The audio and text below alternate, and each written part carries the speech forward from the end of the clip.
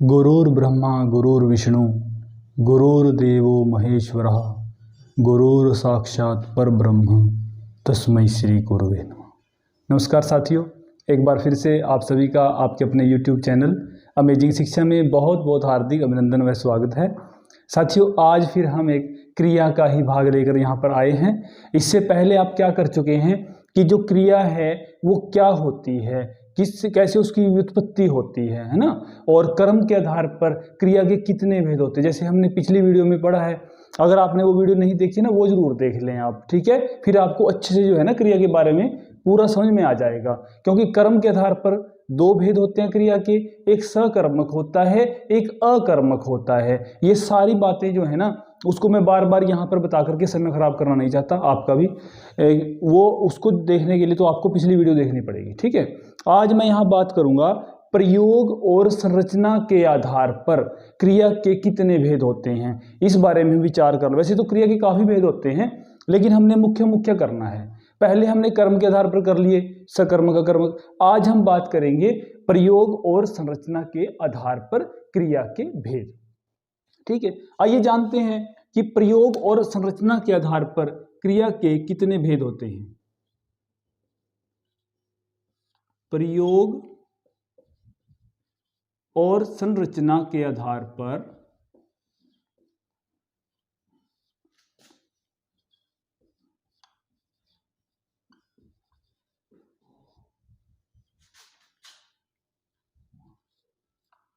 क्रिया के भेद।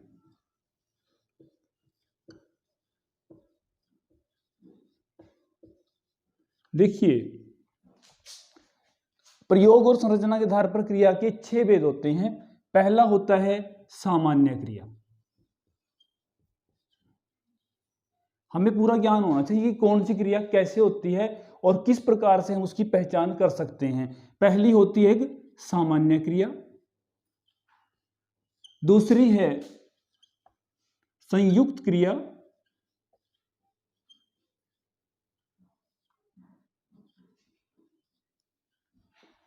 तीसरी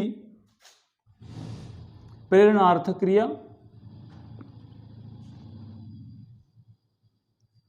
प्रेरणार्थक क्रिया, और चौथी है नाम धातु क्रिया। ये कोई ज्यादा मुश्किल नहीं है, कभी आप सोचें बहुत ज्यादा मुश्किल है, कुछ नहीं है, थोड़ा सा ध्यान देना पड़ेगा। बस इस वीडियो को आप ध्यान से देख लें, बिल्कुल आसान तरीके से हम आपको समझाने का यहाँ पर प्रयास करेंगे, ठीक है। नाम धातु क्रिया, पूर्वकालिक क्रिया,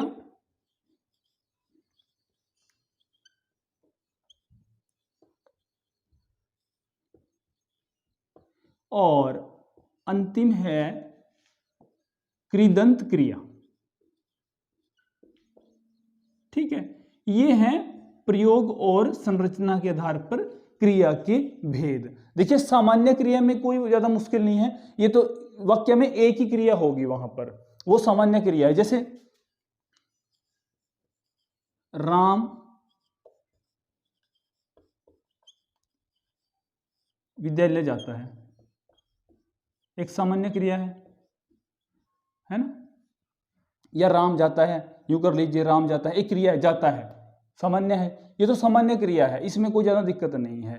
दूसरी जो क्रिया है ना, संयुक्त क्रिया, इसमें क्या होता है, एक से अधिक क्रियाएं होती है वहां वाक्य में, ठीक है। संयुक्त मतलब जोड़ा, यानी एक से ज्यादा होंगी, संयुक्त होंगी।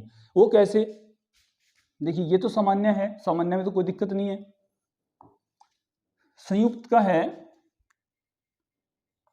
माता जी दिल्ली चली गई, माता जी दिल्ली चली गई। देखिए, यहां पर माता जी दिल्ली चली, चलना, गई, जाना, दो क्रियाएं हैं यहां पर, ठीक है ना। इसलिए यहां जो है ना, यहां संयुक्त क्रिया है, ये आपको ध्यान रखना है। क्योंकि हम कैसे पहचाने कि इसमें जो है वो कौन सी क्रिया है। देखिए, इसी प्रकार से मुकेश ने पतंग फाड़ दी। वो खेल रहे हैं हमारे बच्चे, तो उसने क्या किया, बच्चे ने पतंग को फाड़ दिया।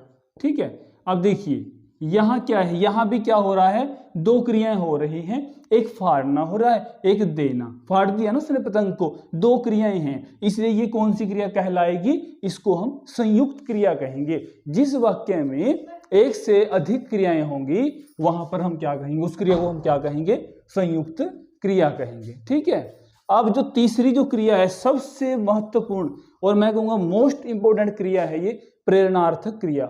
और इस क्रिया से संबंधित जो है बहुत से जो प्रश्न हैं हमारी जो है ना परीक्षाओं में आते हैं, प्रेरणार्थक क्रिया, इसको आपने ध्यान से समझना है। ये तो कोई मुश्किल नहीं है, सामान्य में तो मोहन जाता है मोहन खाता है, वो तो एक क्रिया है, वो तो साधारण बात है। संयुक्त में क्या होगा, वाक्य में एक से अधिक क्रियाएं होंगी, वो कौन सी क्रिया कहलाएगी, संयुक्त क्रिया कहलाएगी। अब बात करेंगे प्रेरणार्थक क्रिया की। यहां पर जो है हमारे कुछ विद्यार्थी जो है ना थोड़ा कंफ्यूज हो जाते हैं प्रेरणार्थक के विषय में, और ये बहुत ही महत्वपूर्ण भी है प्रेरणार्थक क्रिया। देखिए सबसे पहले हम समझेंगे कि इसका नाम प्रेरणार्थक क्यों है भाई, इसको ना प्रेरणार्थक क्रिया क्यों कहा। आपने एक शुरू में ही शब्द देखा होगा, इसमें क्या है, प्रेरणा। यहीं से उठा लेते हैं इसकी परिभाषा को। जब कर्ता या कर्ता जिस क्रिया को स्वयं न करके किसी दूसरे को करने के लिए प्रेरित करता है, उसे हम प्रेरणार्थक क्रिया कहते हैं। ठीक है ना, जिस क्रिया को, इस क्रिया को तो आपने ध्यान से समझना है, क्योंकि इसी क्रिया के उदाहरण आते हैं बहुत ज्यादा परीक्षाओं में। कई बार पूछ लेते हैं प्रेरणार्थक क्रिया क्या होती है, जिस क्रिया को कर्ता स्वयं न करके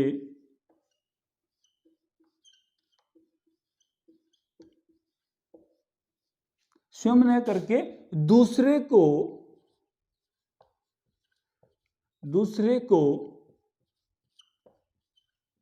करने के लिए प्रेरित करता है, करने के लिए प्रेरित करता है। ठीक है, मैं एक वाक्य लिखता हूं, उससे आप आराम से समझ लेंगे। ठीक है, जिस क्रिया को कर्ता स्वयं न करके दूसरे को करने के लिए प्रेरित करता है, उसे हम क्या कहेंगे, प्रेरणार्थक क्रिया कहेंगे। एक वाक्य देखिए, मालकिन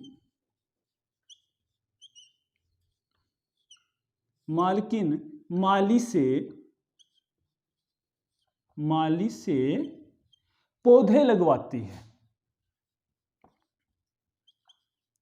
पौधे लगवाती है। ठीक है, अब वो स्वयं थोड़ी ना लगा रही है पौधे, पौधे कौन लगा रहा है, वो माली से लगवा रही है, यानी माली को जो है ना पौधे लगाने के लिए प्रेरित कर रही है।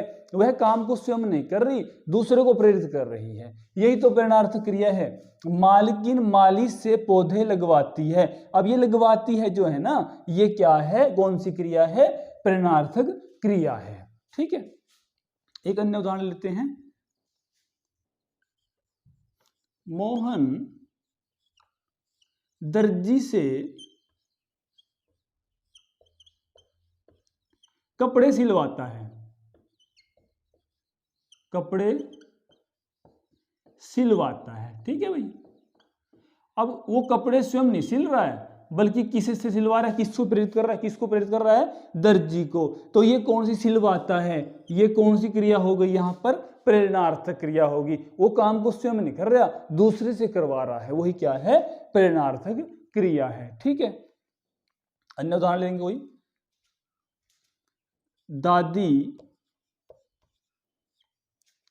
दादी बच्चों को कहानी सुनाती है,